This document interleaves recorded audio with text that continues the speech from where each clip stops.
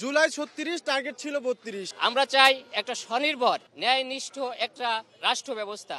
এর বাইরে যে যাবে তাদেরকে দেশের মানুষ ছুঁড়ে ফেলবে ডাস্টবিনে। পৃথিবীর ইতিহাসে এমন নিকৃষ্ট স্বৈরশাসক আর আসছে বলে আমার জানা নেই, যে স্বৈরশাসক এদেশের জনগণের ম্যান্ডেট ছিনিয়ে নিয়েছে বারবার, এবং সর্বশেষে যে ধৃষ্টতা দেখিয়েছে সেটা হচ্ছে আমাদের ছাত্র জনতার উপরে গুলি চালিয়ে 2 থেকে 2,500 ছাত্র জনতাকে নির্মমভাবে হত্যা করেছে।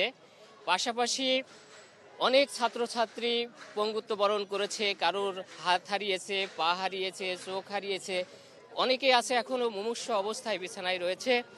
তো মানুষের যে মৌলিক অধিকারগুলো বাংলাদেশে থাকা প্রয়োজন ছিল, সেই অধিকারগুলো এই স্বৈর শাসক ছিনিয়ে নিয়েছিল।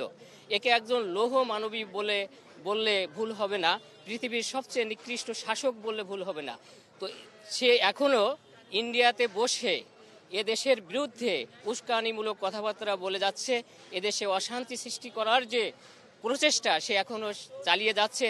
তো এই স্বৈর শাসকের এই পরিণতি হওয়া জরুরি ছিল, এবং এমন পরিণতি থেকে ভবিষ্যৎ শাসকদেরকে যারা শাসন ক্ষমতায় আসবে তাদেরকে একটা মেসেজ দেওয়া হলো যে ভবিষ্যৎ যারা শাসন ক্ষমতায় আসবেন তারা জনগণের ম্যান্ডেটের বাহিরে যদি কথা বলেন, জনগণের ইচ্ছার প্রতিফলন যদি ঘটাতে ব্যর্থ হন, তাহলে আপনাদের অবস্থাও এমন হবে, এটাই হবে, এই জনগণ আপনাদেরকেও ছাড় দেবে না।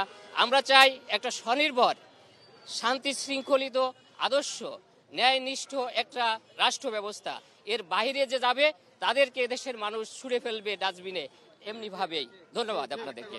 জুলাই ৩৬, টার্গেট ছিল ৩২, আর ৩২ এখন ধ্বংস করে আমরা এখন প্রাউড ফিল করতেছি। আর এখন এখানে বাথরুম স্থাপন করতে চাচ্ছি, যেন এটা আসলে সবার জন্য মানে একটা মেসেজ হয়ে থাকবে যে পরবর্তীতে যেন এখানে মানে দেশে যে আসবে, সরকার প্রধান বলেন আর বিরোধী দলীয় যেই আসুক, সে একবার চিন্তা করে হলেও মানে ভাববে যে স্বৈরাচারিতা করা যাবে না।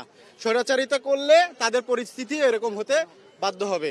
সুতরাং আমি এটুকুই বলতে চাচ্ছি, আর কিছু না। Thank you.